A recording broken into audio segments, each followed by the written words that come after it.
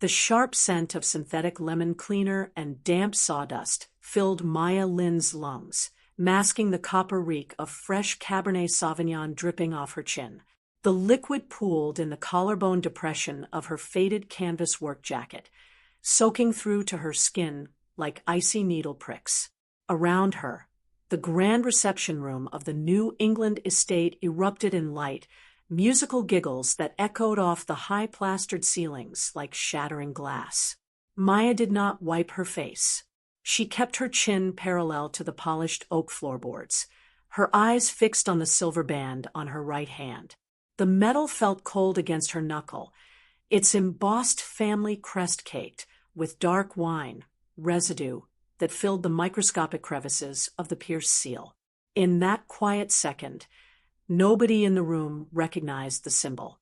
Nobody understood that the quiet woman standing in ruined work clothes held the legal authority to dissolve every credit line keeping their family business alive. They saw only a husband's humiliated wife, a quiet woman who smelled of industrial vinegar and floor wax, getting precisely what she deserved. Ethan Cole stepped forward, his polished tuxedo shoes clicking smartly against the wood. He did not ask if the burning alcohol hurt her eyes. He did not offer a napkin. Instead, he leaned down, his breath warm and heavy with vintage champagne, and whispered into her ear with cold precision. "You have embarrassed me and my family enough for one night, Maya. Grab your ugly plastic tool buckets and get out through the service door." Before Maya took her first step back toward the torrential September rain outside, the story of how she ended up on her knees in that room had already begun 6 hours earlier. The day had started at 5 in the morning inside the rusted bed of Maya's dark blue Ford F-150. The truck smelled of dry cedar shavings, organic citrus degreaser, and the faint, permanent trace of lavender oil she used to neutralize mold in old basements. Maya Lin was 30 years old. To the local business owners in the suburban valley outside Boston, she was simply the owner of Lin Deep Cleaning and Home Organization. She wore thick-soled boots, canvas work pants with reinforced knees, and pulled her dark hair back into a tight, functional knot. She drove an unpretentious vehicle with 200,000 miles on the odometer, coming home most evenings smelling of bleach, pine soap, or sawdust. Ethan Cole, her husband of 5 years, used to tell her that her practical nature was what drew him to her. That was before his mother's company began to crumble from the inside. Victoria Cole had run Cole Event Dynamics for 3 decades. From the outside, the firm was a monument to upper-middle-class sophistication. It produced gilded invitation cards, corporate galas, and black-tie charity auctions for local country clubs. But inside the company's books, the structure was buckling. Vendor invoices sat unpaid for 90 days. Short-term high-interest credit lines were continuously shuffled to cover payroll gaps. The beautiful facade was hollow, but Victoria and her children lived as though the empire was expanding. When Ethan became the director of business operations at his mother's firm, his vocabulary shifted. He began using words like ambition, networking, and social stature as weapons. He started measuring people by the cars they drove to dinner and the brands visible on their wrists. Maya's quiet work, fixing broken spaces for low-income families and cleaning out foreclosed properties, became an open source of embarrassment for him. The crisis reached its peak on the 3rd Saturday of September, during Victoria Cole's 60th birthday celebration. Maya had spent 5 straight hours before the guests arrived crawling under the temporary staging panels erected in the estate's rear garden. The lighting contractor hired by Chloe Cole, Ethan's younger sister, had left an entire circuit ungrounded. Had the main power switched on during the evening toast, the stage lights would have tripped the main breaker, plunging the entire party into darkness. Maya had crawled through the damp soil beneath the wooden risers, rewired the junction box with her own spare copper leads, and fixed the issue without charging a single dollar or telling a single guest. She had returned to her truck changed into a clean but plain cotton shirt and her dark canvas jacket, and walked into the main hall through the side entrance just as the dinner service began. She took her seat at the far end of the family table. Victoria Cole stood up to thank her vendors, her children, and her new financial strategy consultant, Julian Vance. She praised Julian's crisp Italian suits and his brilliant vision for the company's future. She did not acknowledge that her daughter-in-law was still wiping black electrical grease from her fingernails beneath the table linen. Chloe Cole, who managed social media for Cole Event Dynamics, sat across from Maya. Her phone was permanently raised, capturing carefully framed video clips for her Instagram followers. Every time Maya shifted into the frame, Chloe adjusted her camera angle to cut Maya out. In Chloe's digital world, her brother was married to an abstract concept, not the woman sitting in practical clothes next to the floral centerpiece. During the main course, the conversation turned to the upcoming Meridian Legacy Gala. Julian Vance leaned across the table, his gold watch catching the ambient light of the crystal chandeliers. He spoke loudly about the millions of dollars in expansion capital available through Meridian Capital Group. He claimed Cole Event Dynamics was on the verge of securing a primary partnership that would double their market reach. Maya listened quietly. The numbers Julian tossed around did not make sense. The revenue projections were impossibly smooth. The debt service ratios were hidden behind vague corporate jargon. Something in their filing had been manipulated to make the company appear solvent.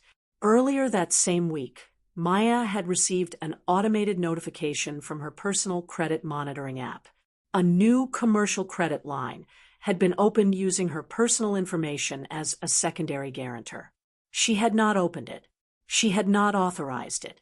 During a lull in the speeches, Maya leaned toward Ethan and asked in a low, clear voice, "Ethan, why did an inquiry from a commercial lender hit my personal credit report 4 days ago?" The ambient noise at the table died instantly. Ethan set his glass down, so hard the red liquid sloshed over the rim onto the white linen. "Maya," Ethan said, his voice dropping into a dangerous, icy register, "do not do this here.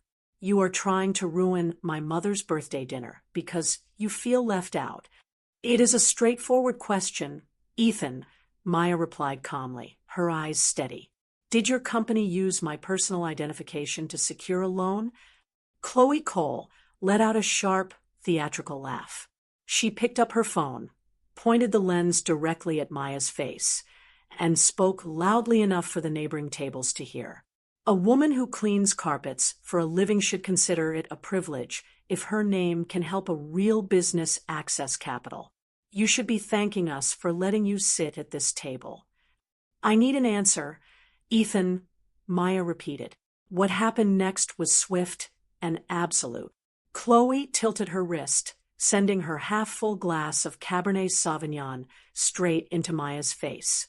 The heavy crimson liquid splashed across Maya's forehead, stung her eyes, and soaked the front of her jacket.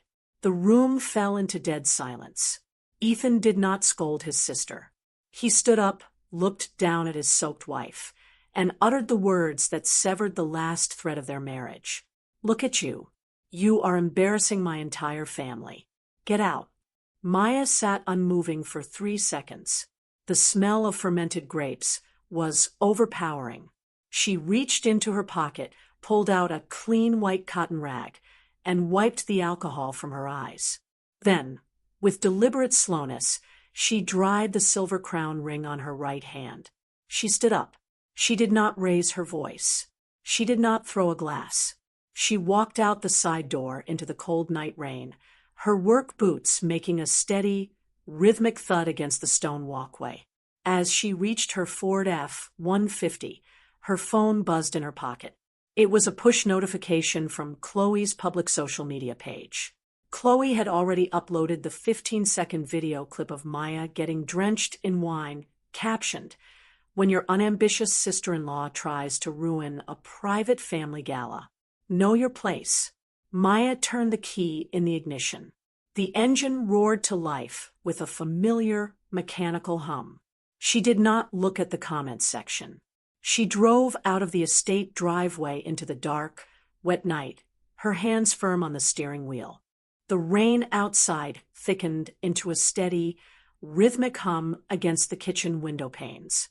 Maya Lin stepped over the threshold of her two-story colonial home, her wet boots squeaking against the hardwood floor. The air inside smelled faintly of stale coffee and expensive lavender laundry detergent, a stark contrast to the sharp, acidic stench of spilled Cabernet Sauvignon still clinging to her skin. She did not turn on the main overhead light. Instead, she walked silently to the kitchen island, pulling a clean dish towel from the drawer. She wiped her neck, her jaw, and the silver band on her finger. The house was quiet. The tick of the wall clock echoed through the dark living room like a slow, deliberate heartbeat. 3 hours later, the front door unlocked with a heavy, metallic clatter. Ethan Cole walked in. He tossed his car keys onto the marble counter. He did not look at Maya, who sat quietly at the oak dining table. His tuxedo jacket was unbuttoned, exposing a wrinkled, white shirt collar. He poured himself a glass of cold tap water, the ice cubes clinking loudly against the crystal glass. The silence between them was thick, heavy, and suffocating. It was not the silence of peace. It was the sharp, deliberate coldness of a weapon. Maya broke the stillness. Her voice was low, flat, and steady. "Ethan, why did you ignore me tonight? Why did you let Chloe throw wine in my face?" Ethan turned slowly. His eyes were cold, narrowed, and dismissive. He took a slow sip of water before he spoke, his tone dripping with condescension. "You brought that on yourself, Maya. You sat there looking like a hired laborer at my mother's milestone birthday. If you brought actual value to this family, if you made real money instead of scrubbing floors, no one would treat you like that. You are just a cleaner. Know your place." Maya did not flinch. The words hit her like a blast of freezing wind, but they did not shatter her. They cleared away the remaining fog of her illusions. At that exact second, her phone vibrated on the wooden table. The screen lit up with a harsh, blue glare. It was an urgent push alert from her Experian commercial credit monitoring app. Maya looked down at the screen. A new commercial credit line of $300,000 had just been fully drawn and activated. The primary debtor listed was Cole Event Dynamics. The secondary guarantor listed, carrying full personal liability, was Maya Lin. Her fingers moved swiftly across the glass screen. She opened her personal cloud storage logs and accessed the forensic metadata attached to the lender's application portal. The story revealed itself in black and white digital timestamps. 3 years ago, shortly after their wedding, Ethan had asked Maya to serve as a secondary cosigner for a modest $20,000 equipment loan to purchase a delivery van. She had trusted him then. She had signed the paper. 2 weeks ago, Ethan and Julian Vance had accessed Maya's personal tax returns stored on the shared family cloud drive. They had forged her digital signature on an application for a limit increase. They had inflated her personal liquid assets, using her name to secure a massive $300,000 credit line without her knowledge or consent. Maya pulled up the bank, transfer, records attached to the loan draw. The movement of the stolen capital was precise and ruthless. $150,000 was transferred directly into Cole Event Dynamics master account to cover 90-day overdue vendor invoices and delay payroll default. $100,000 was routed straight to a marketing consultancy account registered under Chloe Cole's name, a fraudulent invoice for social media campaigns that were never created. $50,000 was swiped at a luxury jeweler in downtown Boston to purchase a Rolex Cosmograph Daytona, shipped directly to Julian Vance's private residential address. Maya sat motionless in the dim light of the kitchen. The scent of wine on her clothes felt cold and heavy, but her mind was crystal clear. She picked up her phone, walked out to her Ford F-150 parked in the dark driveway, and locked the cab doors. She dialed a private, encrypted line. The call was answered on the second ring. "Maya, it's late. Are you all right?" The voice belonged to Evelyn Lawson, the chief legal counsel for the Pierce family estate for over 20 years. "Evelyn," Maya said, her voice dropping into a calm, measured cadence. "I need you to pull up my personal credit file and the corporate registry for Cole Event Dynamics." For 5 minutes, Maya detailed every transaction, reading the timestamps, loan ID numbers, and bank routing codes. On the other end of the line, Evelyn's intake grew sharp and angry. "This is bank fraud, wire fraud, and identity theft, Maya," Evelyn stated sharply, her pen scratching furiously against paper. "They used your identity to bail out a dying company and line their own pockets. I can have a federal freezing order issued by 8 o'clock tomorrow morning. I can have the local police department serve Ethan with a warrant before noon." Maya looked through the rain-streaked windshield of her truck at the dark house. She took a deep, steady breath. "No, Evelyn, not yet," Maya replied quietly. Evelyn went silent. "Maya, they threw wine on you and stole $300,000 using your name. Why wait? If we shut them down tomorrow morning, what happens to the company's frontline workers?" Maya asked, "What do you mean?" "Cole Event Dynamics employs nearly 40 people," Maya said, her eyes fixed on the dark horizon. "Event coordinators, stagehands, electricians, and dishwashers. If we freeze the accounts overnight, those workers lose their paychecks before the weekend. They didn't pour wine on my face. They didn't forge my signature. They are just trying to feed their families." Evelyn paused, the sound of rustling paper stopping completely.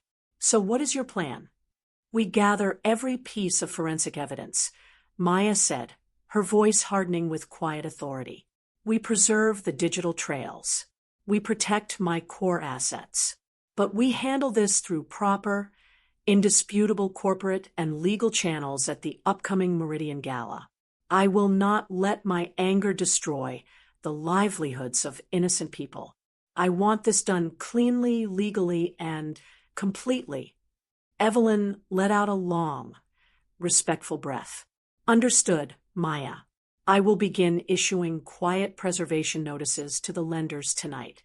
Maya hung up the phone. She opened her banking app and initiated a complete, permanent credit freeze across all 3 major credit bureaus, Experian, Equifax, and TransUnion. She unlinked her personal bank accounts from all shared household portals. She exported every text message, every credit alert, and every fraudulent invoice to an off-grid, encrypted flash drive. She looked at her reflection in the dark, rearview mirror. The woman, looking back, was no longer hurt. She was no longer waiting to be valued by people who lacked the capacity to see her. She opened the truck door, stepped out into the cold night air, and walked back inside, leaving the door unlocked behind her. Over the next 3 weeks, Maya Lin transformed her daily routine into a disciplined execution of personal recovery. She recognized that managing a multi-billion-dollar private capital group required the exact same mental clarity as organizing a cluttered, chaotic house.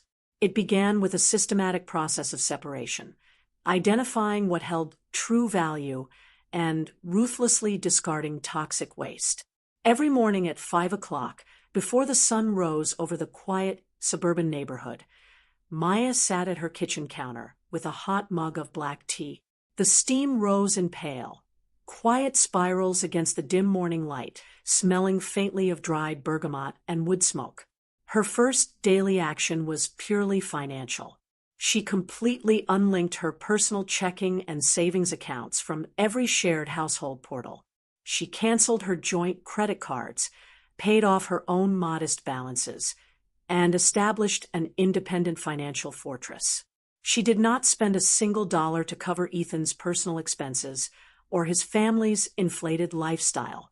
She monitored her credit reports daily, watching the digital verification ticks confirm that her ironclad credit freeze remained undisturbed across all three major credit bureaus. Next came her physical and mental transformation. Maya reclaimed her time, her health, and her body. She stopped wearing her oversized, worn-out canvas shirts around the house. She cut her long, heat-damaged hair into a sharp, sophisticated bob that framed her jawline with clean, razor-sharp precision. She returned to her morning running routine along the coastal trails of the Atlantic shore. The sharp, salty sea spray misted across her face, while the cold September wind bit into her cheeks. Each inhalation cleared her lungs of stale indoor dust and the lingering memory of synthetic chemicals, filling her chest with sharp, restorative energy. Her footfalls hit the packed gravel trail in a steady, rhythmic cadence. Thud, thud, thud, a physical reminder that her ground was entirely her own.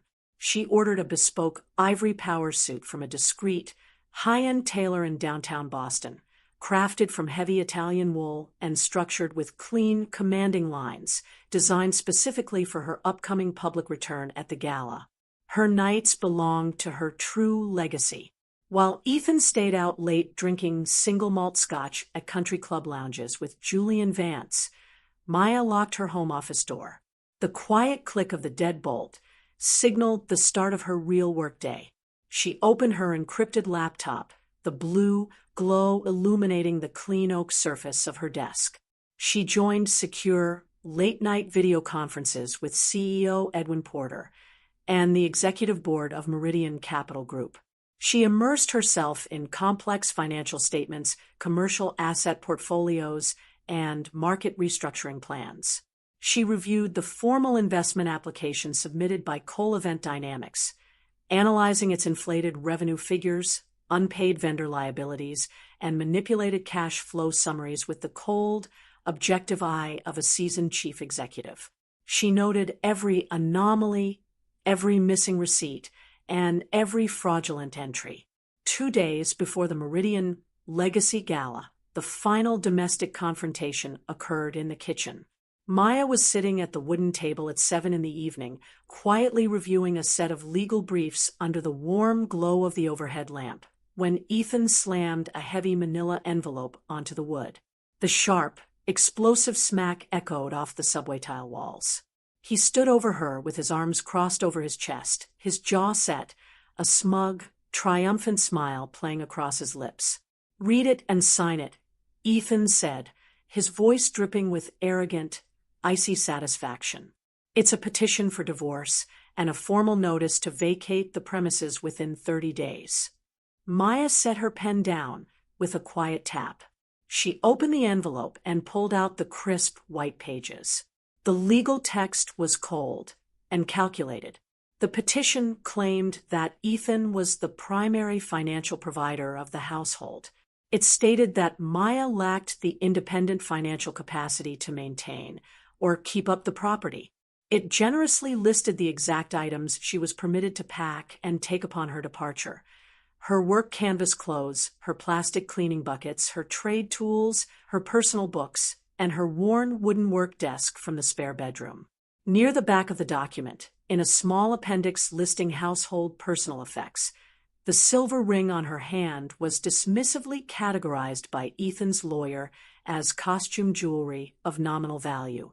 "This is for your own good, Maya," Ethan sneered, leaning his shoulder against the doorframe, his voice thick with condescension. "My family is about to secure a $5 million expansion investment from Meridian Capital on Thursday night. We are moving into an entirely different social tier. I need a wife who actually fits that world, not someone who comes home smelling like bleach and floor wax every night. You can keep your little house cleaning business, but I want you out of this house before the month ends." Maya looked up from the paper. Her expression was completely devoid of anger, hurt, or desperation. Her dark eyes were as clear, calm, and still as deep water. What Ethan did not know, and what his mother's low-cost local attorney had failed to check in the county land records, was that the deed to the two-story colonial house had never belonged to Ethan or his family. The property had been purchased years before their wedding through an irrevocable trust established by the Pierce family estate. Maya was the sole named beneficiary of the trust. Under federal and state property laws, the home was an untouchable premarital asset. Ethan was merely an authorized occupant whose legal right to reside on the premises existed entirely at Maya's personal discretion. "I will forward this document to my legal representative," Maya said quietly, her voice smooth, low, and completely unbothered. She slid the white pages back into the manila folder. Ethan let out a harsh, mocking laugh that rattled the glass doors of the kitchen cabinets. "Your legal representative? Maya, you make $40,000 a year scrubbing floors for a living. I'd love to see what kind of public defender you can scrape together against my family's corporate attorneys." He turned on his polished leather heel, walked up the stairs, his heavy footsteps fading down the hallway as he went to pack a leather garment bag for his two-night stay at the luxury downtown hotel near the gala venue. An hour later, Maya's phone chimed on the table. It was a push-text message from Chloe Cole. Attached was a glossy photograph of Ethan, Julian Vance, and Chloe standing in front of a full-length mirror at an exclusive tuxedo fitting in Back Bay, holding crystal flutes of champagne. Below the photo, Chloe had typed, "Some people are born to walk the red carpet where real investors make deals. Other people are only invited to carry the trash buckets out the back door." Maya did not reply. She did not delete the message. She took a screenshot, verified the timestamp, and saved the image file into her secure legal evidence drive alongside the fraudulent loan documents and bank transfer logs. She stood up, walked into her bedroom, and opened the dark mahogany wardrobe. She pulled out a sleek, black gift box. She carefully picked up the wine-stained canvas jacket she had worn on the night of Victoria's birthday party. The dark red stain, now dry and faint against the canvas. She folded the jacket with neat, deliberate movements, placed it inside the box, and tied the lid shut with a crisp black satin ribbon. Then, she laid her new ivory power suit across the bed. She ran her fingertips over the smooth, heavy wool fabric, feeling the sharp structure of the shoulders and the flawless stitching along the lapels. She stepped in front of the full-length mirror. The woman looking back at her was no longer hiding behind quiet humility or waiting for approval from people who lacked the capacity to see her. She was calm, composed, elegant, and completely ready. The grand ballroom of the coastal luxury hotel was flooded with the warm, amber glow of massive crystal chandeliers. Heavy gold drapes hung against towering arched windows, blocking out the cold Boston night. The air inside was thick with the scent of expensive floral perfume, dry roasted coffee, vintage Cabernet Sauvignon, and hot candle wax. More than 400 guests, venture capitalists, real estate moguls, and corporate executives, moved across the plush burgundy carpets, their voices blending into a continuous, low roar of corporate conversation. At a prime VIP table position directly in front of the main stage sat the leadership of Cole Event Dynamics. Victoria Cole wore a heavy dark silk gown, her posture stiff, her fingers tapping rhythmically against her crystal water glass. Next to her sat Ethan, wearing a tailored black tuxedo with silk lapels, his chin raised in arrogant composure. Julian Vance sat beside him, his gold Rolex Cosmograph Daytona catching the chandelier light every time he adjusted his silk cuffs. Chloe Cole completed the group, her phone mounted on a small tripod, constantly framing short video clips of the high society room for her social media feed. "This is the night everything changes," Ethan said in a low, confident voice, taking a slow sip of vintage champagne. "When Meridian Capital approves our expansion package, We clear our vendor debt and move straight into the commercial event market. The numbers look flawless, Ethan, Julian whispered, leaning in with a sharp, calculated grin. As long as we present a unified front on the growth projections, the board won't look twice at the temporary credit arrangements. Chloe leaned toward her mother, her eyes glued to her bright phone screen. I've already drafted the announcement post. Cole, Event Dynamics joins the Meridian portfolio. It's going to double our media engagement overnight. Victoria nodded, her thin lips pressed into a tight, satisfied line. She looked at Ethan and said softly, "You made the right choice letting Maya go, son.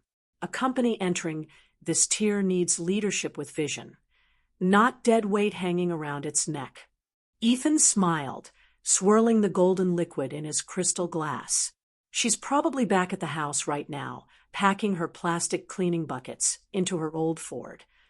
At 8 o'clock sharp, the heavy brass chimes rang across the ballroom, signaling the start of the official presentation.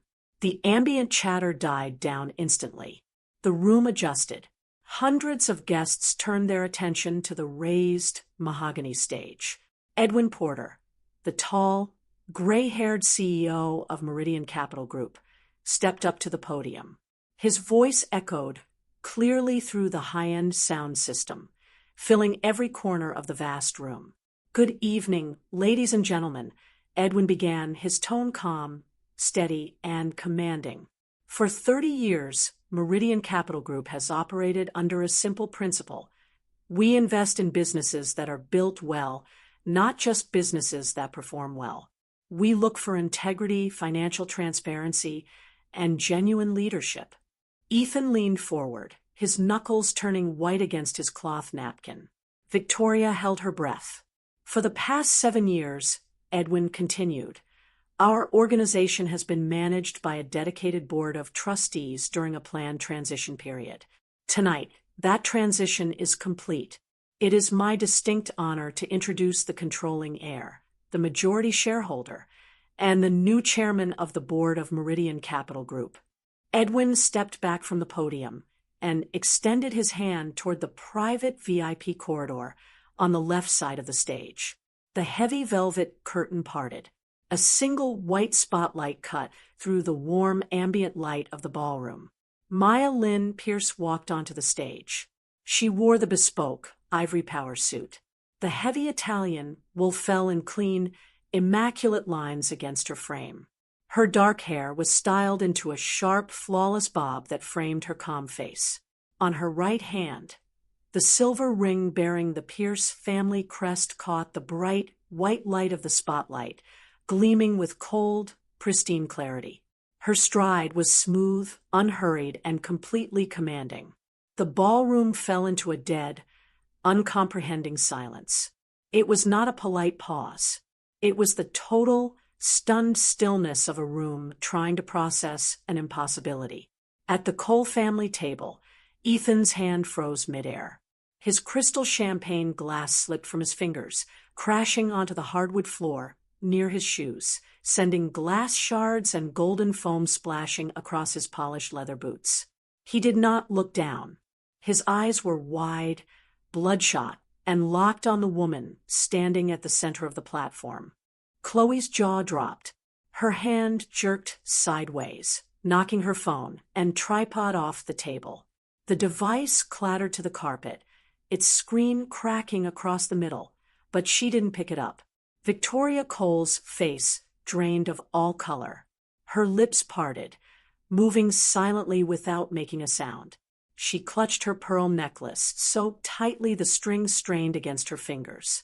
Julian Vance went completely rigid. His eyes darted from Maya's face to the silver crown ring on her hand, then to the high-ranking private banking executives standing at the side of the stage, who were all bowing their heads slightly in deference to the woman in white. Maya walked directly to the podium. She did not look at Ethan. She did not look at Chloe. Her gaze swept over the 400 guests in the room with the quiet, effortless authority of a monarch inspecting her court. When she spoke, Her voice was low, clear, and perfectly modulated. It carried through the quiet room without a single trace of tremor or hesitation. Power, Maya said, her voice echoing off the high ceilings, is not measured by what you can take from others. It is not measured by the titles you buy, the clothes you rent, or the people you humiliate to make yourself feel large. Real power is measured by what you choose to protect when you have the absolute authority to destroy. The audience remained completely frozen. Every breath in the room was held. Meridian Capital Group will operate under that standard. Maya continued, her dark eyes calm and steady. We invest in integrity. We protect those who build honest value. Maya paused, her eyes sweeping across the front row before landing briefly, neutrally, on the Cole family table. Regarding the commercial growth applications currently under review, Maya stated clearly, including the submission from Cole Event Dynamics, to ensure absolute compliance with corporate governance standards and avoid any conflict of interest. I have recused myself entirely from the approval decisions regarding former personal associates. The file for Cole Event Dynamics has been transferred to an independent, third-party auditing firm and referred to federal financial compliance officers for a mandatory forensic review. The words hit the Cole table like a physical blow. Ethan felt the air leave his lungs. He knew what a forensic review meant. It meant every bank transfer, every forged digital signature, every fake consultancy invoice, and every unpaid vendor record would be laid bare under federal scrutiny. Maya stepped back from the podium, nodded once to Edwin Porter, and walked off the stage through the side corridor. 10 minutes later, the heavy oak doors of a private executive conference room behind the ballroom clicked shut. Inside, the atmosphere was suffocating. The room contained a large oval mahogany table, 6 leather chairs, and no decorative art. On the polished wood sat 4 thick, black document folders. Evelyn Lawson stood at the head of the table in a sharp navy suit. Beside her sat 2 senior forensic auditors from an independent accounting firm, their laptops open, screens glowing with cold data. Ethan, Victoria, Chloe, and Julian Vance were ushered into the room by 2 security officers. The door locked behind them with a heavy, mechanical thud. Evelyn did not offer them seats. She did not offer them water. She opened the first black folder with a crisp, dry rustle of paper. "We will keep this brief," Evelyn said, her voice flat, sharp, and razor-like. "The forensic audit of Cole Event Dynamics is complete. We have documented a $300,000 credit line drawn under fraudulent pretenses using forged digital signatures and stolen personal tax returns belonging to Maya Lynn Pierce." Julian Vance immediately backed away toward the wall, his hands raised in front of his chest. "I had no operational authority in that company. I was merely an outside consultant. Every loan authorization form was uploaded from Ethan Cole's office laptop." Ethan turned on Julian, his face flushed red, his voice rising in panic. "You set up the loan structure. Julian, you told me we could use her credit profile to bridge the cash gap. You took $50,000 of that money to buy the Rolex on your wrist right now. That was a gift." Julian shouted back, his voice cracking. "You told me it was a company bonus."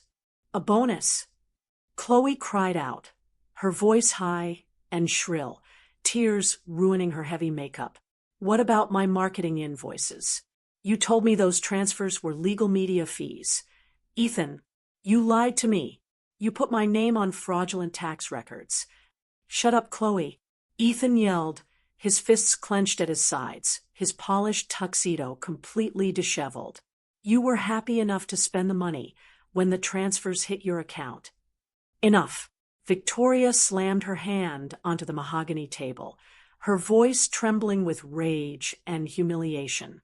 "We are a family. Stop turning on each other like animals in front of these people."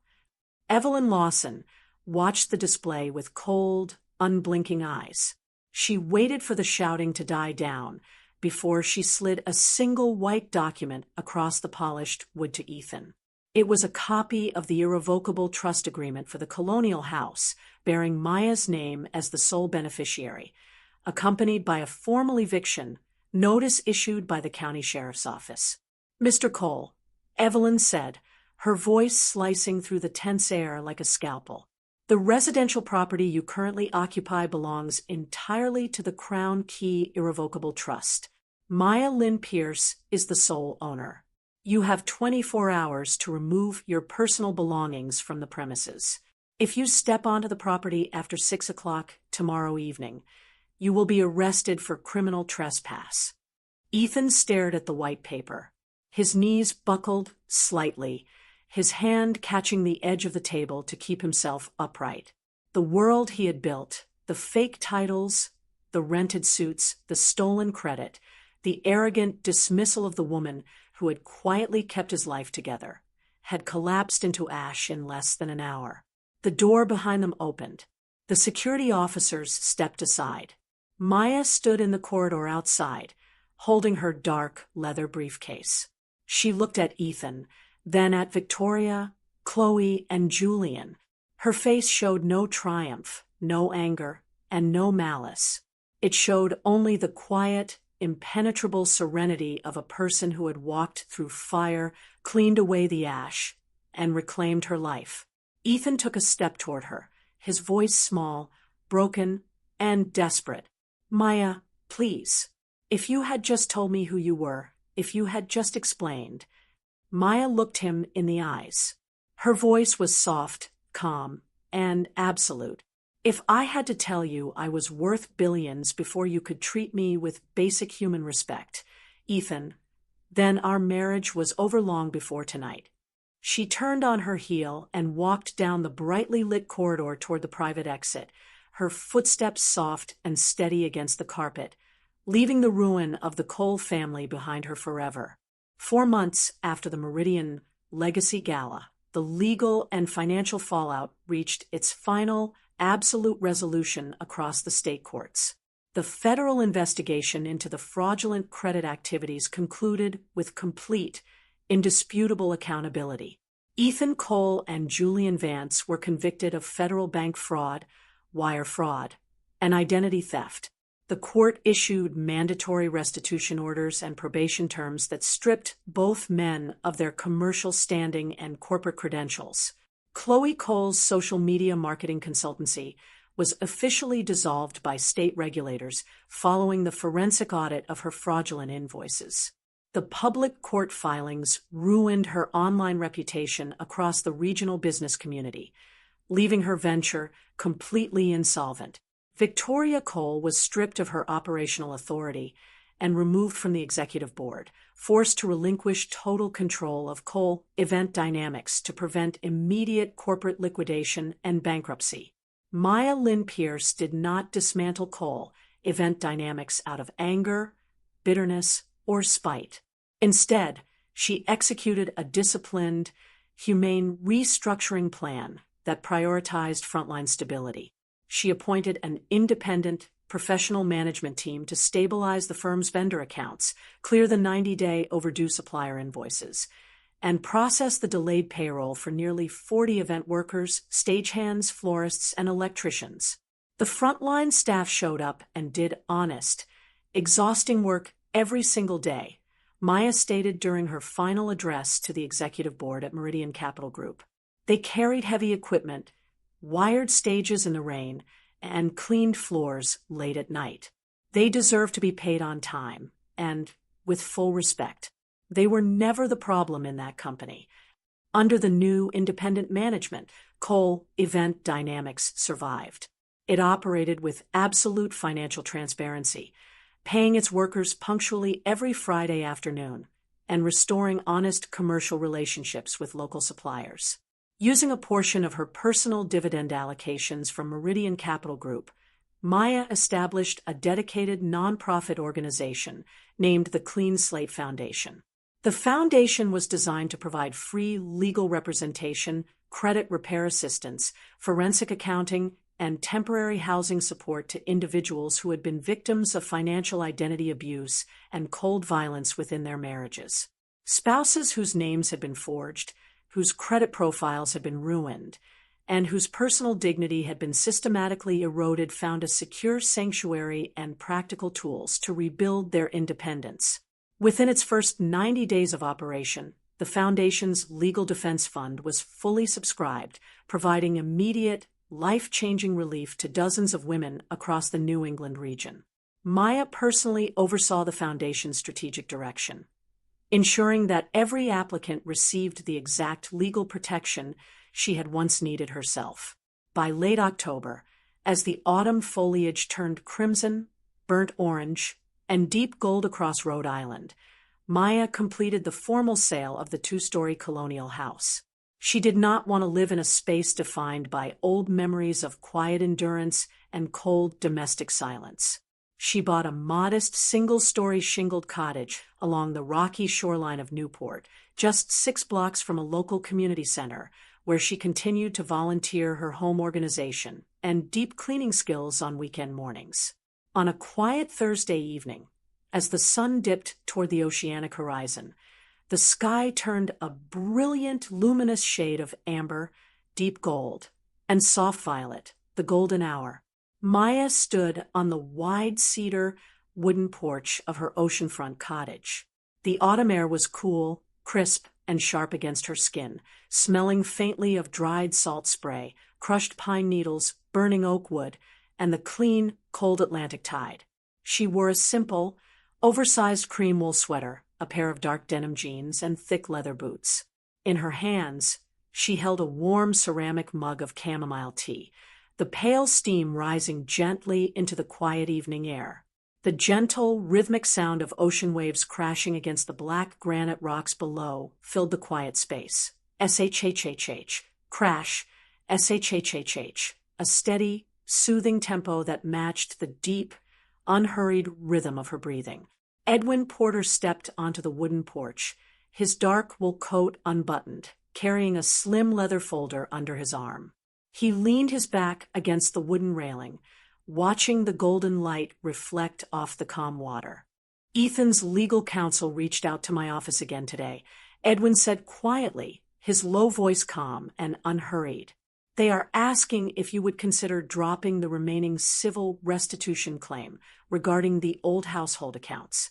Maya took a slow, quiet sip of her tea, feeling the gentle warmth spread through her chest.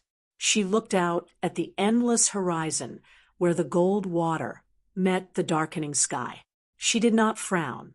She felt no sudden surge of bitterness, no sharp prick of resentment, and no desire for lingering punishment or personal triumph.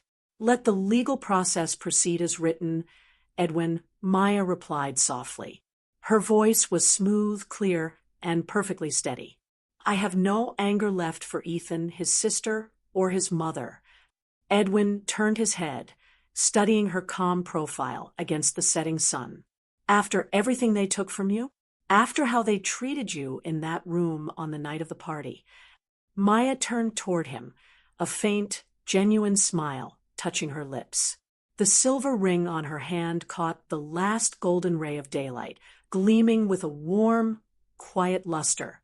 "Resentment is like drinking poison and waiting for the other person to suffer," Maya said, her dark eyes calm and clear.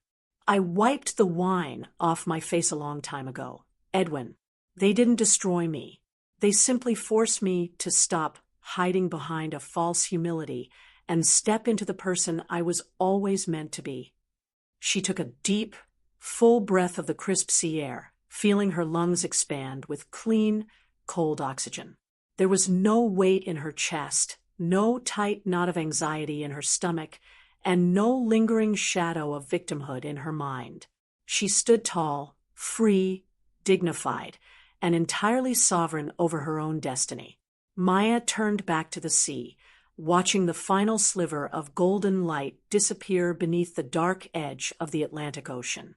She took a final sip of her warm tea, turned around, and walked into her bright, peaceful home, closing the solid oak door softly behind her. All shadows must fade before the truth, and every pain is simply the start of a beautiful rebirth. Always remember, the right to write a new chapter of your life is forever in your hands. Please like, share, and subscribe if this story resonated with you. Hope to see you on the next page.